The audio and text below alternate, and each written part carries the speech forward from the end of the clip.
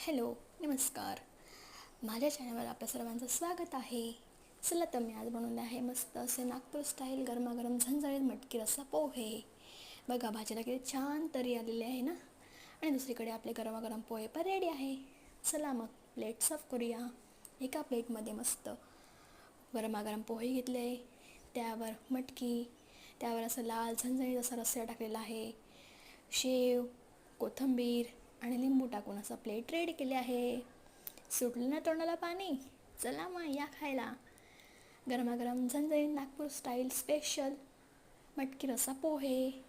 आवडले असल्यास लाईक करा, शेअर करा, कमेंट करा आणि चॅनलवर नवीन असल्यास चॅनलला सबस्क्राईब करा.